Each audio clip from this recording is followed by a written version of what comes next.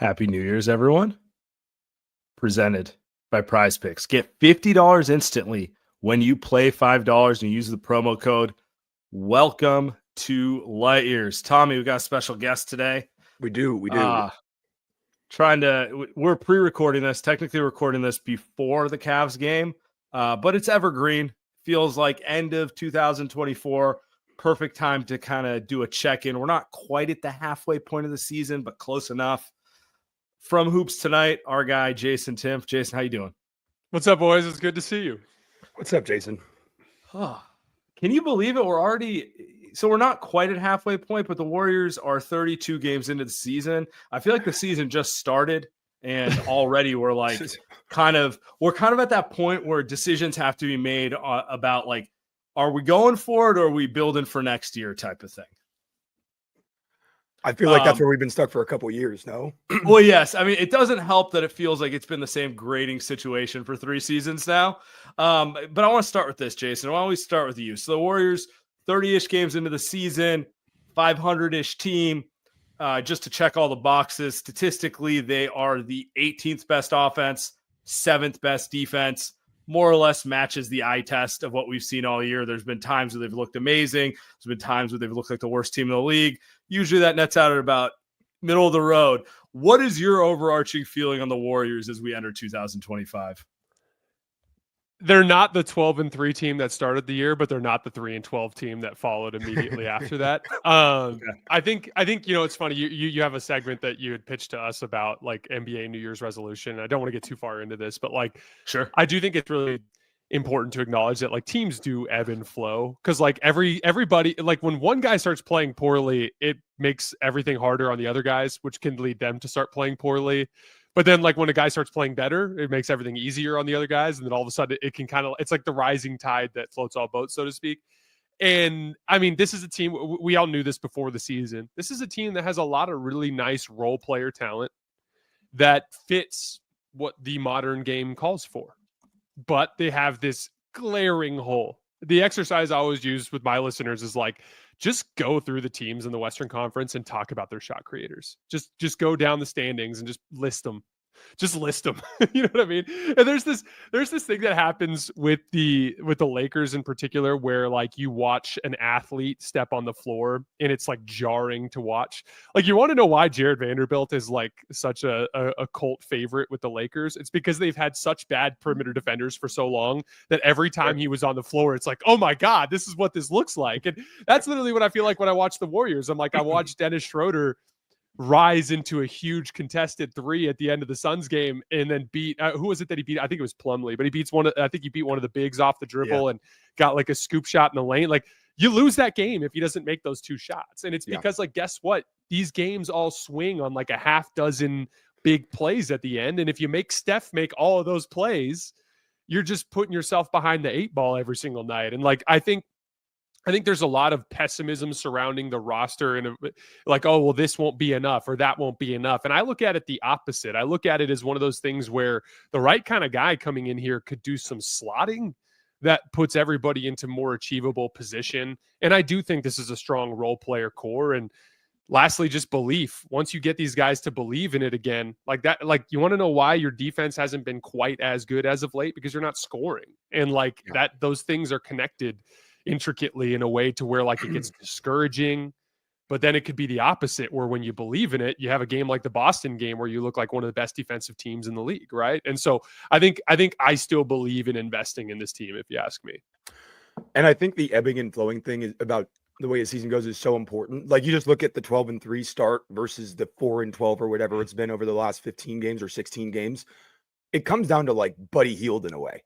Right? Buddy was incredible to start the year, 20 points a game, 50% from 3. And that makes everybody else look better too. So I think that's a really important thing to note is it's an 82 game season. It's really long. These ebbs and these flows, they're going to happen. So you just kind of have to ride that wave. And no, they're definitely better than they've shown over the past month or so. I think we all know that. But yeah, and the slotting thing is so important. That's why, and we'll get there, but a guy like Cam Johnson is so intriguing to me. Because I think it makes everybody else's job up and down the roster so much easier. Yeah, you don't want to depend on any one of those guys, right? That's the main issue is if you're depending on a Brandon Pajemski to make shots, if you're depending on a Buddy Hield to make shots, like that's going to be an issue. Like to put it simply, Cam Johnson is far and away a better offensive player than any non-Steph player on the roster. It's not even remotely close. It's such a natural fit too, in terms of like the way the system works. He's such a fluid player coming off of those screening actions and a quick decision maker that's easier to play with.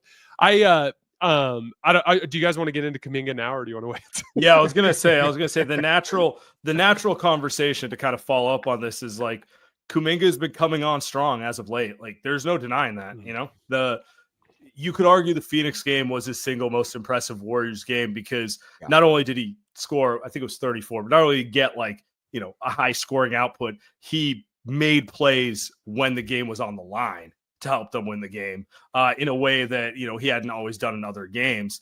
And when he does stuff like that, I totally get the allure of fans to be like, it's happening. It's finally, he's turning the corner. Because if that was an everyday player, your shot creation, your secondary creator, all the things that we know that they need, like, it's solved. That's what it is. You got your two-way wing who's going to give you 20 plus, get 8-9 rebounds, 3-4 assists. You know, I mean, he looked like Jaylen Brown against the Suns, right? Like, if they had Jaylen Brown, I don't think we'd be complaining about like shot creation and slotting and some of those things. But like all things, he is 22 and it has gone up and down, right? That's the point. Is it like I think these conversations, they turn into these weird like daily victory laps. Have you guys noticed this? Where whatever happens in any one game, there's just like this is it. This is what I've been talking about, guys. And it's one of those things where like I don't think anybody among the three of us didn't think Kuminga could do what he did in that game against the Suns. That goes without saying. We all, I'm a big believer in Kuminga in the big picture. I don't think he's a foundational superstar, but I think he could be the 25th best player in the league one day. I think he absolutely could. I think he could be the 15th best player. I think he could be a Jaylen Brown, like you said, that type of player, but like 5 years from now, because 22-year-olds really struggle to separate what works from what doesn't and to replicate those things or to minimize those things. And like, a couple of examples, like for instance, last night's role, like there were a couple things that kind of lined up nicely for him. He kept ending up in single coverage against Mason Plumlee. That's a really favorable matchup for him. You know what I mean? Or like he had a lot of on-ball reps against Kevin Durant, and I thought he was really, really good in his on-ball reps against Kevin Durant. Here's the issue: like specifically when you get into these situations in the postseason, do I trust Jonathan Kuminga to not make several big mistakes off-ball defensively in a big spot? No, I don't. Do I trust Jonathan Kuminga? You mean like on Christmas Day against the Lakers, for example? Like a classic young player mistake. There's nothing like, it's not like, oh, his career's over. It's like, that's a hard play. You gotta be like super aware and know everything to do that. So, but you know, it's the reason a team isn't rolling out a bunch of 22-year-olds deep in the playoffs usually. Exactly. And so the way I would look at it on a really basic level is this player that we think Jonathan Kuminga can be, which is basically the consistent version of what you saw last night. Maybe not 30 a game, but like 27 a game, you know, with good on-ball defense, that sort of thing. What Jaylen Brown is. Is there any chance that Jonathan Kuminga gets to that point before Steph declines? No. Is there any chance that Jonathan Kuminga is going to be a foundational star that will make the Warriors relevant in the Western Conference post-Steph? No. So with those two things being the reality, where do you go from here? Like legit, I showed you guys the numbers on, I think Sam, you and I talked about them, but like they're like a 103 offensive rating when Steph's off the floor, when Kuminga's on. These are the stats that I was texting you guys about earlier. The Warriors are 4-8 this year when Kuminga takes 14 or more shots. When he plays 27 minutes and 36 seconds or more, the Warriors are 4-10. When he plays fewer than 27 minutes and 36 seconds, the Warriors are 12-3. So like in the large sample, it just hasn't been something that's led to success for them in the short term. I want for Kuminga to go somewhere where he can face guard a dude in camera row and he doesn't, it's not the end of the world. You know, I want him to go make mistakes somewhere and learn how to play basketball. It's just not working for anybody. Yeah, what about a third? Just real quick on the Kuminga point. I think the replication thing is so important to note. Like, obviously the highs are very high right now, but it's about the ability to do it consistently. And that's always the biggest struggle for young players. You know, it's like you said, separating what works and what doesn't, and then minimizing mistakes. And, you know, if they got that version every night or every other night, whatever, you know, 60% of the time, this is an entirely different team. but the lack of belief stems from he does it once a week, maybe once every other week, so, and that's the issue they're battling. And it's why I think all three of us would probably vote to trade him if it really came down to it. Right. I mean, trading him it's all context. Like, am I dumping him? Of course not. It's like, yeah, of course. If he's the piece that unlocks a top 25 2-day player, sure, I'm doing it, right? Like that's kind of always been the conversation. I want to propose a third route because part of me thinks this is where the Warriors are going to end up at the deadline. I think the Warriors are only trading Kuminga if they can get that top 20 to 25 player. I think they would have traded him for Paul George. I think they would have traded him for Lauri Markkanen. I don't think the fan base would have been mad with either of those moves, nor should they be, because those are proven all-star caliber quantity players. I think what they're not willing to do is trade him for Cam Johnson, honestly. Or a player who we all acknowledge is a very good player, a winning player, a one that good teams have, but they'll never be an all-star. They're not actually that second creator. So I'm kind of pessimistic that top 25 player is going to be available to deadline, which leads me to think what I really think this team is going to do. And maybe it happens their way. It doesn't. It's go a third route, which is try to get a Cam Johnson or a Nikola Vucevic or Kyle Kuzma, although I don't really know the point of that one if you're going to keep Kuminga. But try to get a player who's a clear roster upgrade while keeping him. And if you put better players around him and lessen the responsibility on him, do you get better in the big picture? That's clearly what they were thinking about with getting someone like Melton. And we saw, in a very small sample, how much that just fixed everything. Fixed the wrong word, but just improved everything and kind of took pressure off of Kuminga to have to be Mr. 26-year-old Jaylen Brown, right? That sort of thing. And so my question for you is, if they do end up going that route, if they do end up, let's say, trading a future pick and some ancillary pieces and add a Cam Johnson to this roster, is that the type of thing that can, but also keep a Kuminga? Is that the type of thing that can actually get them into this Western Conference? Or are they still looking at kind of, same range they've been the last couple of years, which is not bad, but also not an actual contending team? Well, let me flip it back at you real quick. So if you're not including Kuminga, would you be willing to include 2 first-round picks for Cam Johnson?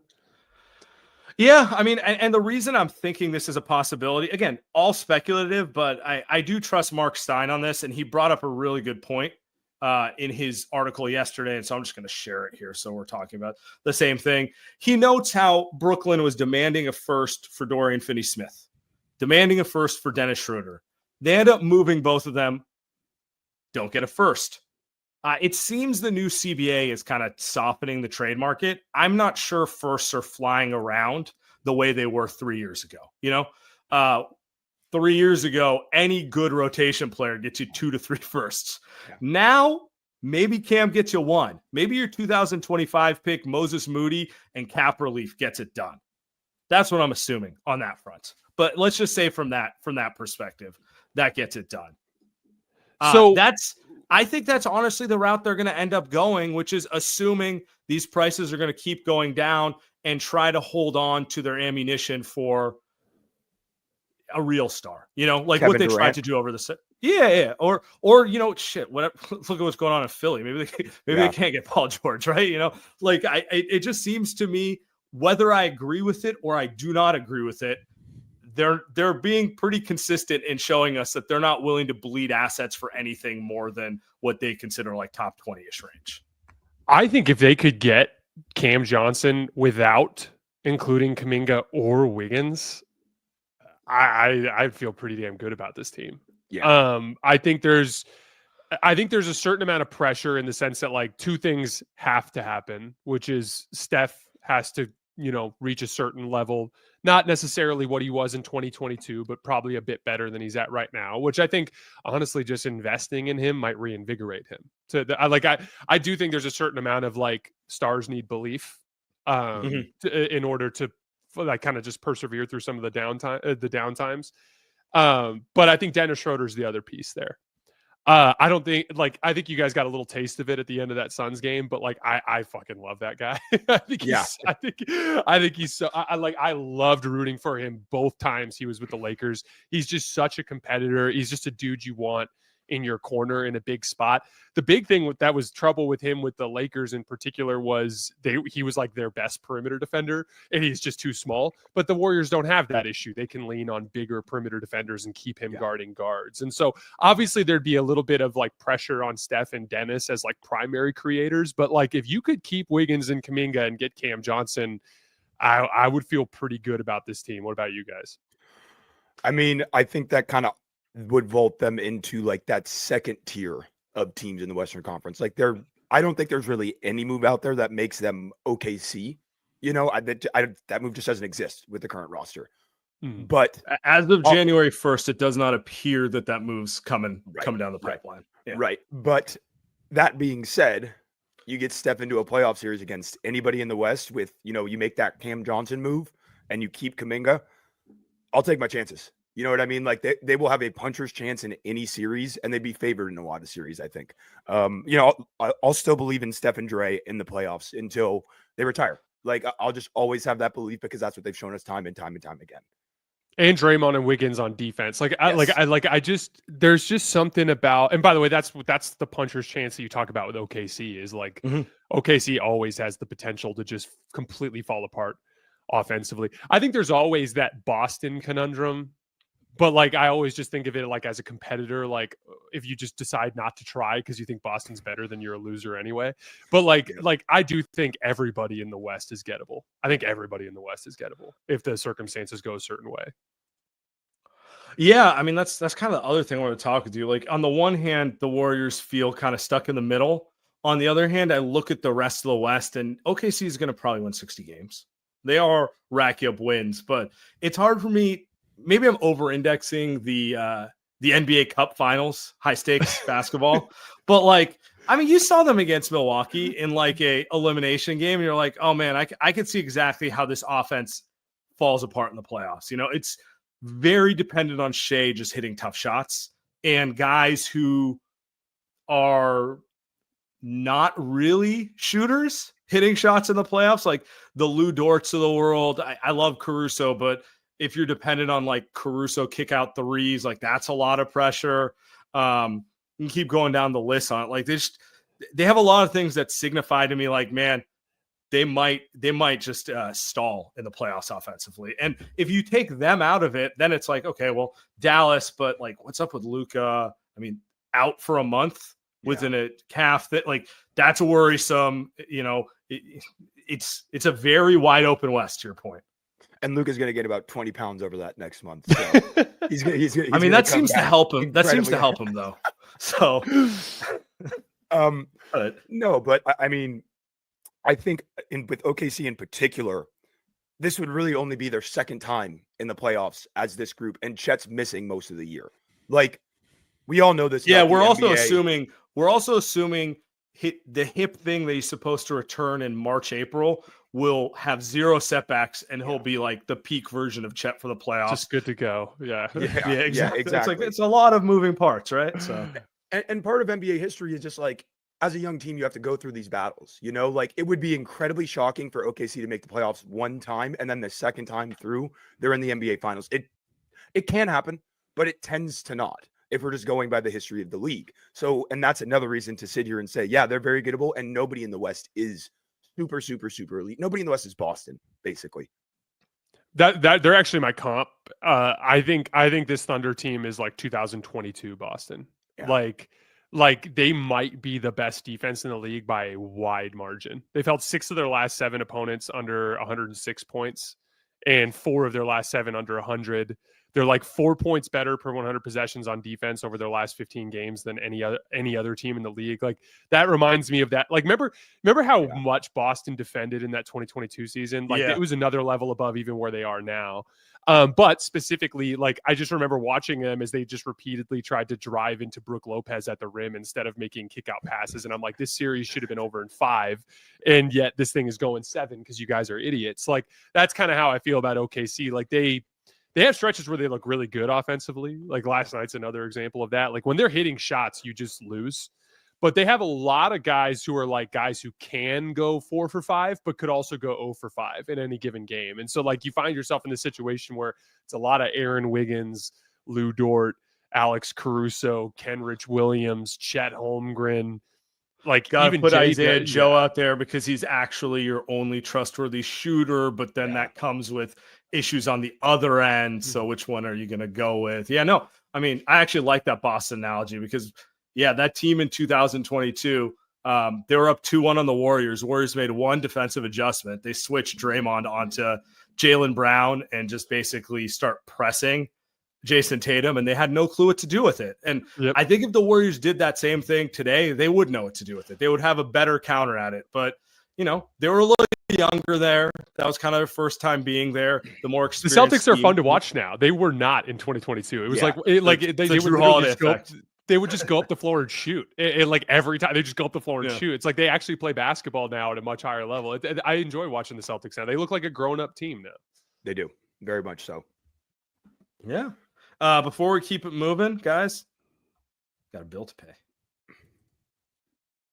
PrizePicks is the best place to get in on real money sports action. With over 10 million members and billions of dollars awarded in winnings, PrizePicks has made daily fantasy sports accessible for all. You just pick more or less on at least 2 players for a shot to win up to 1,000x your cash. Run your game all season long on PrizePicks, America's #1 daily fantasy sports app. Guys, I'm playing PrizePicks for every one of these Warriors game. Right now, Schroeder's been having a rough go of it, but to your point, I think he's turning a corner. So I'm getting some really good lines here, getting a little extra money on that there. So I suggest you guys do the same. Really simple. Download the app, use the code LIGHTYEARS, get $50 instantly after you play your first $5 lineup. That's simple. Download app, put in LIGHTYEARS, deposit $5, get a $50 gift. Who doesn't like that? PrizePicks, run your game. All right, now we got a Game Time. Game Time is an authorized ticket marketplace of the NBA, which makes getting tickets faster and easier. Prices on Game Time actually go down the closer it gets to tip-off. With killer last-minute deals, all-in prices, views from your seats, and their lowest price guarantee, Game Time takes the guesswork out of buying NBA tickets. So I'm looking at potentially going to the Rose Bowl on Wednesday, the granddaddy of them all. My parents live up in that Pasadena area, so it's super easy for me to stay with them and then go to the game. You can get into the stadium at the Rose Bowl right now for $194. And the thing is, if I wait until closer to kickoff, I'll save with Game Time's last minute deals because I get up to 60% off for anything last minute with sports, concerts, comedy, theater, and any other events you want to go to. So download Game Time today, create an account, and use code LIGHTYEARS for $20 off. Terms apply. Again, create an account today, use the code LIGHTYEARS for $20 off. Download Game Time today. Last minute tickets, lowest price guaranteed. All right. So we were talking Celtics. Jason. Hey, really quick, did you guys hear LeBron's quote on ending his career with the Lakers? I think that's the plan. I would love for it to end here. I came here to finish the last stage of my career and to finish it here. Hopefully, I don't have to go nowhere before my career's over. Ooh. Perfect birthday gift from LeBron. Thank you. Happy birthday, King. I love it. Do you? Let's go there. Let's have a little fun with it. Let me just pivot here.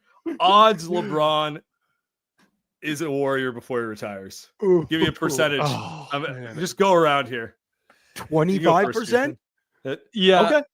I want it so bad. I think it would be so much fun. But there's like almost no chance he actually do you think he's actually going to commute to his family in his 40s? Like there's no chance. No. Yeah, because the family's not leaving LA. They're so settled down there. If they got LeBron, like if they somehow did like Wiggins and something for LeBron, or if they could somehow get LeBron without Wiggins, I think they'd win it. I think LeBron literally solves almost all their problems immediately. It dramatically increases their interior size, dramatically gives them immediately the same issue 60% true shooting, 25 point per game guy. I think he'd be so good for them. I think if the Warriors were able to swing the trade for LeBron, they would be punting this season because the hard cap would make it so it'd be LeBron, Steph, Draymond, and Quentin Post, Tommy on a 10-day. It's one of those things where they just simply don't have enough. they simply don't have enough contracts, and the hard cap makes it so they can't put it.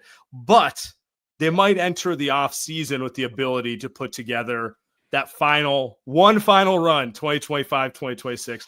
This is effectively the same issue with Jimmy Butler, by the way, because they make about $1 million. They make the same amount of money. It doesn't make a difference. So it's going to cost the Warriors, rotation pieces 3 through 6, with no ability to like take on money to get extra guys. So it's like, it's one of those things you do knowing that, well, we're not going anywhere with this anyway, so we might as well get him and see if we can do better in the summer. I am going to say, 25% sounds actually about where I'm at. It's like, I'll give it a puncher's chance. Yeah. If you're asking me, like, push come to shove, I tend to side with Jason. I think he's just trying to make the Lakers uncomfortable to get what he wants. But I do think, look, it's a 50-minute flight away. He's not, if he was going to do it, he's not going to New York. He's not going to the Knicks. He's not going back to Cleveland. That would be kind of funny, but I don't think he's going back. Although maybe he should, honestly, because he would. I would feel very comfortable betting on him. But yeah, so it's fun to think about. I do agree with you. I mean, like, look, man, I don't care how old they are. Like, anyone who's watched basketball knows him and Steph's games intertwine perfectly together. It's like, it's like combining Draymond with, one of the 5 best scorers of all time. So I would be worried about the defense. I'd be worried about their perimeter defense. Because like LeBron he can still defend, but the effort just waxes and wanes so much that like, and they'd be so old, like, I think they would just really have similar issues to the Lakers. Actually, I think the speed and athleticism would start to give them a lot of issues. That's why I'm saying, like, you do the move. I'm not sure you really do much to change your odds this season.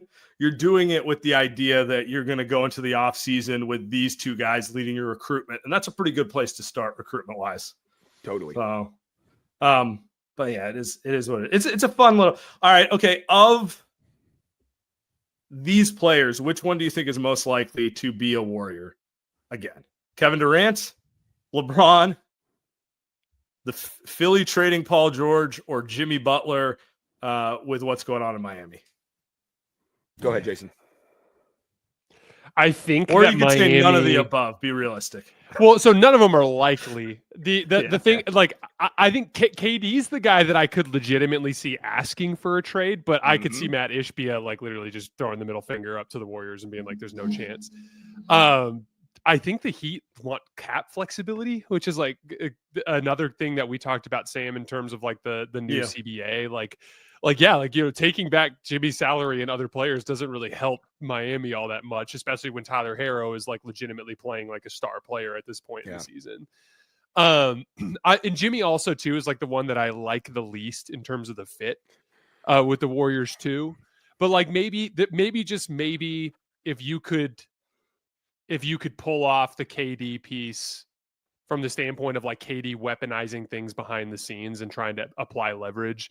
But yeah, all of them seem like long shots to me. Cam Johnson is the guy that kind of seems realistic. That seems like a real ceiling raising move to me. And Sam, ever since you've talked about it outside of the context of Kuminga, I mean, I think that's the kind of guy that I think makes the most sense at this point.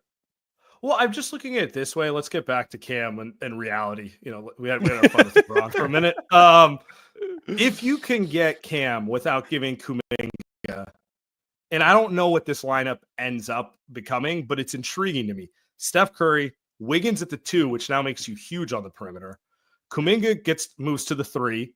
Cam's your 4, and Draymond, doing his small ball 5 thing, but you're giving him 3, 6, 7, 6, 8 wings to move around, which is actually a construct that works with him. I think if there was ever a hope to speed up Kuminga's development, that's the lineup to do it. You have one of the best snipers in the league in Cam Johnson, basically always on the weak side. Steph is Steph. We know what he does. And then Wiggins is sneakily turning himself into the best 3-and-D player in the league. Like, if his scoring is going down, and I actually don't think it bothers him, I think he kind of wants to be a 14 to 15 point per game guy, but just like lock in and drain threes. And it works. It works better in that lineup because there's 2 other guys who are happy to go for 20 at all time, or 3 other guys. So I don't know if it's realistic. A lot of this is maybe me being wishful that Marc Stein is right on the direction of the market. But that one to me is like, I'm intrigued by what that lineup can do in a playoff series. I mean, I love the Cam fit. You know, he is a capital letters shooter. That dude can flat out shoot the basketball. I mean, I think he's 8 attempts a game right now, shooting 42% from 3. Like, there are very, very, very few guys in the entire league that can do that and do it off of movement like he does. He just makes everyone's job so much easier. More space for Steph, more space for Kuminga. Wiggins doesn't have to score as much. Draymond has more big wings to play with, and he has more guys to pass to who can shoot, and score. Like, he it just also makes plays sense his in every size on single way. defense, which Yes, I he like does. too. Like he is 6'8", but he plays like he's 6'8". He doesn't play like he's a 6'3" shooter, so that helps too. Yeah, I mean, defensively, he's kind of like 2015, 2016 Harrison Barnes, right? That's kind of the comp I would use. I don't know if he's quite as physical as HB was back in the day, but Sure. not the quickest guy laterally, but is not afraid to mix it up with some 4s and some 5s, and which is what you need out of those small ball lineups. Your wings have to be willing to mix it up with 4s and 5s, and Cam does that. Yeah, one of the things that stood out to me when I was scouting the Dorian Finney-Smith tape was like, in a lot of cases, they put Cam on better perimeter players, which I thought was fascinating. Part of that is Dorian's big, and with the way the Nets were playing, he was just on a lot of forwards. But like Cam can slide his feet, and like I remember when he got drafted, he was considered like an overdraft. But in a lot of ways, because he was an older player, right? It's like, Yeah. no upside. It's like, all right, what about all those younger guys you took ahead of him? How are they doing, right? But he's got great size. He's like rangy and athletic, and is like above and beyond the shooting. He's like a legitimately good off-screen player in terms of like as a decision maker. Like he's a really good basketball player. And he's the kind of guy that everybody should want, which is why it's hilarious that he was ever kind of like typecasted that way. But I mean, even with the Suns, I thought he was really good. But yeah, he's the other piece too. You know, there's been a lot of debate surrounding like Draymond at center, and the stuff that you've talked about, Sam, is true, which is like, it's not about whether or not it's the best lineup. Of course, it's the best lineup. Like going down with Wiggins, Kuminga, and Draymond at 3-4-5 has been the best look for the Warriors for years now. But the one of the pieces too is like aggregate size becomes a huge deal when you have that type of lineup on the floor, and so going from a 2 like Dennis to a 2 like Cam suddenly becomes a much more manageable, like across the line size piece. You know what I mean? And it makes that lineup even more imposing physically. And to your point, then you get to move Schroeder into what is really his ideal role, which is 6-man. There's going to be games, if you were able to assemble that team, there's going to be games he closes and one of those wings sit. But having the flexibility to not always have to close, like he is the total like chaos agent. He is totally the type where it's like on the right night, he can absolutely swing a game against any team. And he gets a slot, to your point, everything's about slotting. Put him into the correct role and you love him. Ask him to be the man on your team, and you're going to be frustrated by the fact that he could just never seem to find the shooter in the corner. You know, like it just is what it is. It's so funny how like all these great teams seem to have like a 6th starter. Like Boston last year, it was like Horford, they could go big, or Denver, it's like Bruce Brown is like that 6th starter. Who would you guys say it was for 2022? Poole, probably, but like or Otto. Like, it depends on or Otto. They technically like having like that flexibility. What you're talking about, that flexibility piece matters, because like, quite frankly, no 2 basketball games are the same. No 2 playoff series are the same. And like different matchups call for different types of players. Like we could not play Rui against the Warriors in 2023 because he just couldn't navigate around screens. But then he was like really important in the Memphis series. You know what I mean? Like you just got to have like different types of looks for different types of matchups. Yeah. The 15 to 18 Warriors deluded you into thinking like, yeah, just go get like 5 all-world players who can play any matchup and you're good to go.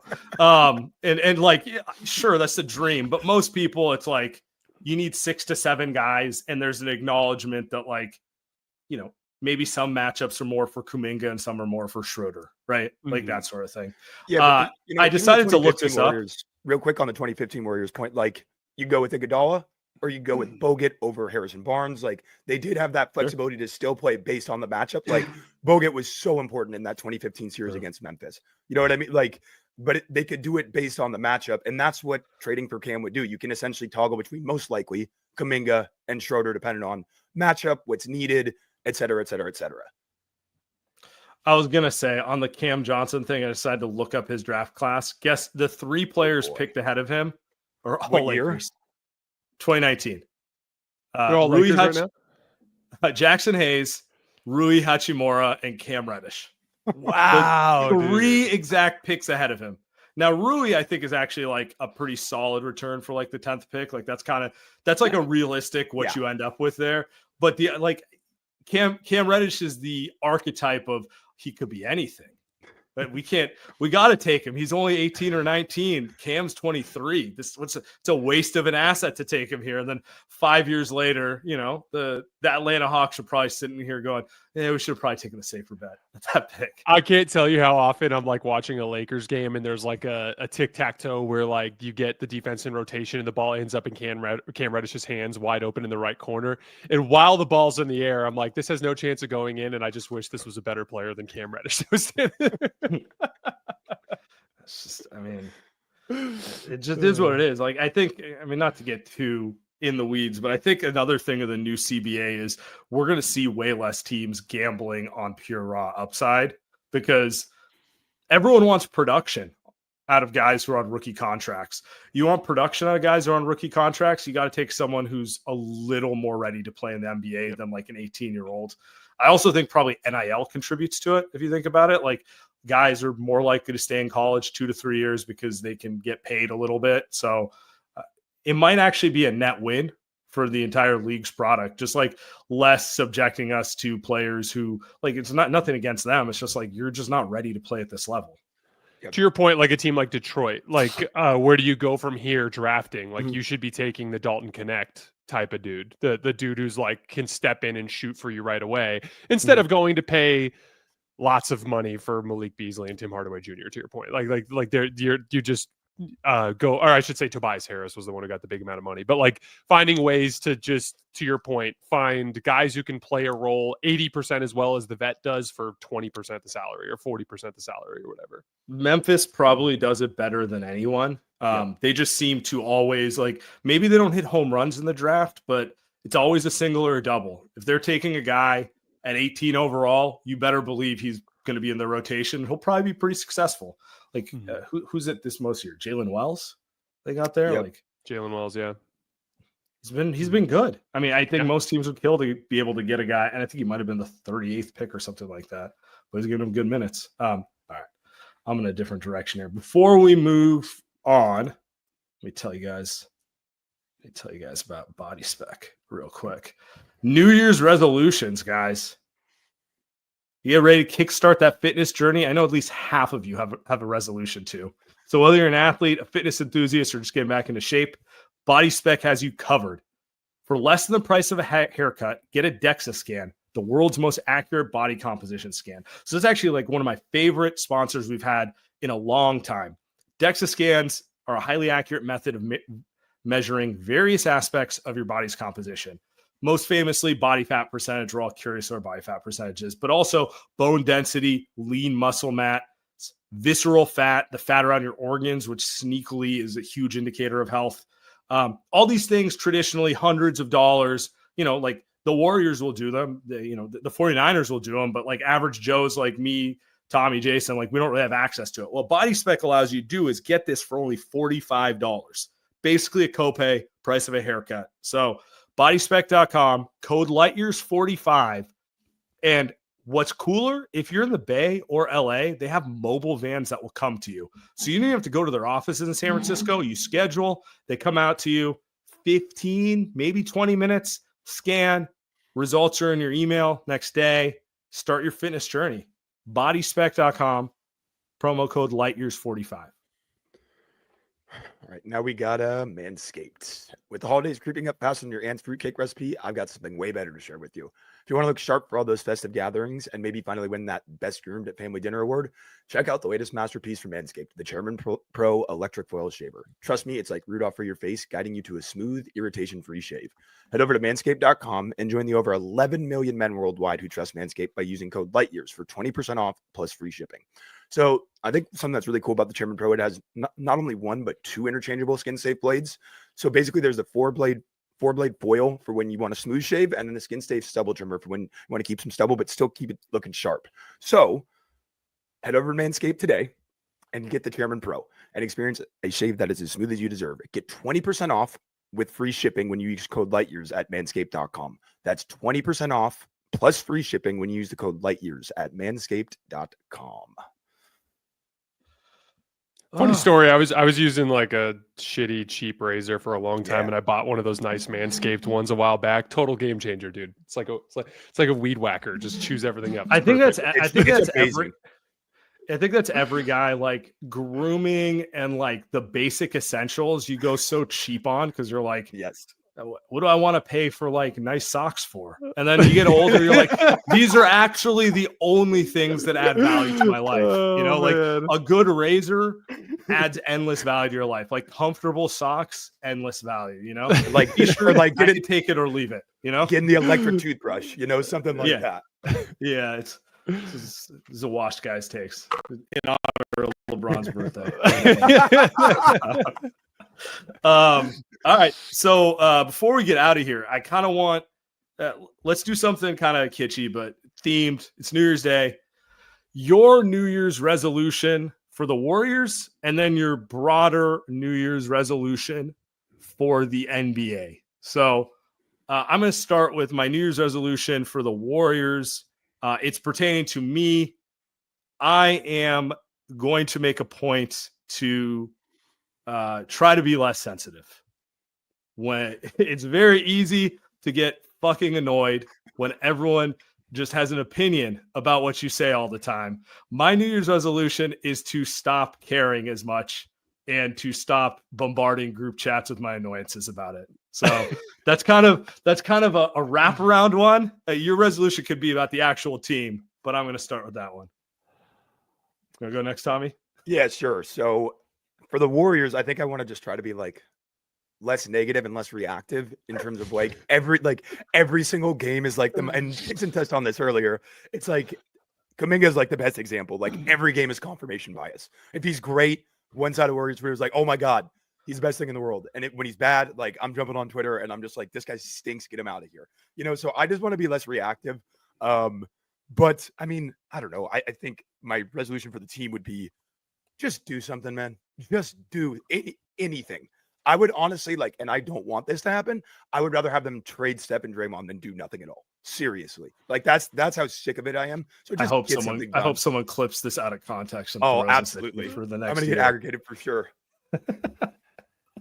Yeah, I'd say my New Year's resolution for the Warriors centers around the same sort of thing. Just I want to see Steph play more meaningful basketball games. Yeah. That is something that I think like this is cheesy, and I feel like every time I say this, it feels juvenile to say, but I still feel it very strongly. Like I do think the Warriors owe it to Steph Curry to give him one last chance. And I think the Lakers owe it to LeBron James to give him one last chance. I think there's this thing that happens where we always act like trades mortgage the future when the reality is that one, because of the Stepien rule, you're inevitably picking in the draft every other year anyway. And then two, by virtue of taking on bad money, you can accumulate draft assets relatively quickly and then replace your bad money with young player extensions based on the guys that you like. Like there's kind of a playbook for resetting relatively quickly. Not to mention when you make trades for good players, you have the ability, like let's say you make a trade for Cam Johnson. You don't think you can turn around and trade Cam Johnson again if things don't work out with Steph? Right. Like there's always this discussion surrounding like, oh, we're emptying the cupboard. I think you owe it to Steph. I think you owe it to LeBron. And quite frankly, the discussion surrounding like mortgaging the future is really inaccurate, in my opinion. And that's such an important point. People act like if we trade for Cam Johnson, we can no longer make trades ever again. Like he's going to be a tradable salary. You know, like you can always flip him for picks. We had Daman on last week, and he made a really good point talking about, you know, when LeBron's done, like it's essentially over for the Lakers. You're selling Anthony Davis for 4 first-round picks at that point. Like, exactly. And Austin, probably. Yes, you can always recoup the assets. Like they're not going anywhere. There's a new draft every single year. You can go get picks out into the future. And to your point too, Sam, you talked about this too. Like if you got a good scouting department, you can find value in good players further back in the draft. Like if you are the competent basketball organization that you view yourself to be, then you should be confident in your ability to rebuild if you need to. That has been my point on this Warriors front office forever. That's been my point on like if you really like believe what you're saying about yourself, then you wouldn't worry about picking every other year, having to pick into the second round. And they actually haven't been terrible with those late first round picks and second round picks. It's been the lottery picks that have been uneven, to put it lightly. Yeah, it takes time. I mean, obviously I'm in agreement with you guys. I want to see them go for it. Steph is looking 36 these days. I believe he can turn it up when he needs to. He's officially reached that point of his career where I'm like, oh, you are managing your body all season. And that means there's a certain amount of stinkers I'm going to have to watch during the regular season because you don't have 82 game legs. And that's fine. It's completely worth it if he's healthy when the playoffs come around. To your point, he's the best player in franchise history. He's going to get a statue out front. It might be smaller than Joe Lacob's statue, but he's getting a statue. And, I just want to see him play in some more relevant games. Like, it was such a bummer watching them lose in the play-in, and just like that game sucked for a myriad of reasons, but mostly because we all knew it was over in the second quarter. It was just kind of like limping there, ass kicked, long off season. Let this guy, give him a team and let's see what he can do against OKC. If it's their time and they retire him, so be it, good for them. But I want to see him have those moments on the court a little more. And I think the perfect juxtaposition for that is just look at this summer with the Olympics. Like, how much fun was that? Just watching Steph, LeBron, Katie, like in the most important moments. Outside of maybe a couple Warriors titles, that's like probably my favorite basketball memory ever, and it might be number one. So it's like it might literally be number one. Yeah, give these guys a chance to do it again. My broader NBA resolution is everyone's discussing, the ratings are down, interest is down. What is the league going to do after Steph and LeBron retires and all this stuff? And I'm old enough to remember that same shit existed when Jordan was retiring in the late 90s. My advice to people is, instead of worrying about that, get back to the basics and just make the game better. If the game is about the game and not about the other stuff, someone will naturally rise. It might be Edwards. It might be Wemby. It might be someone who hasn't been drafted. But if we're so focused on like the extracurriculars and how can we tweak the All-Star game for a billionth time, and does there need to be a 4-point line, all this stuff, like I just feel like that's window dressing that gets away from it, because ultimately I'll go down saying there is nothing more entertaining than a high-stakes basketball game.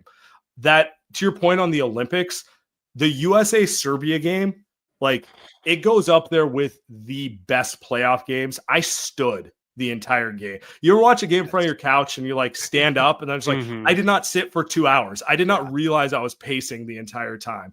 The tension that comes in those moments is like, it's impossible to replicate. So just, what's the expression Pat Riley always says? Keep the main thing the main thing. Yep. If you just focus on the fact that you have a pretty cool sport and leaning into it, and maybe you make some rule changes to make grifting less of a thing or stuff like that, everything else works itself out. Yeah, and I think that kind of goes along with like my resolution for the NBA. It's like, obviously invest in these young stars though. Like, obviously make the game, but like, like Giannis is incredible. SGA is incredible. Like, all these, there are some really like we can go down we can go down the line and like name all these incredible young players. And it's like, I understand why Steph and LeBron still get the marquee matchup on Christmas Day. Like, they are two of the biggest stars in NBA history, let alone, in the game right now. But, and there's always natural ebbs and flows, just like we talked about with seasons earlier, just with the league itself. Like, the league went through a downturn in popularity after Jordan retired. Like, it's going to kind of ebb and flow based on the stars, based on who, like, what teams are the best. If Boston's really good, or if the Lakers are really good, if the Knicks are really good, there's going to be more popularity. They're just bigger markets, right? But focus on those, like, I would just say focus on the young stars, and like, I would almost like say make the old versus like the older generation versus the younger generation. I think that's really interesting. I think people would gravitate towards a storyline like that. Like, market that on a Wednesday night game, market that in a playoff matchup. And I don't think the league has really honed in on that the way they can. My take on this has always been a little complicated because, like, obviously our game could stand to be improved in a couple of different areas. The officiating piece you talked about makes a lot of sense. The way we market the game, stuff like that. I just think those issues have existed forever. And I think the primary thing that has changed between now and MJ is that there's just a lot more shit to choose from when you're deciding what to do with your free time. And I think, like, Sam, you said so yourself, the urgency, like, I was watching that Serbia game going, we are going to lose.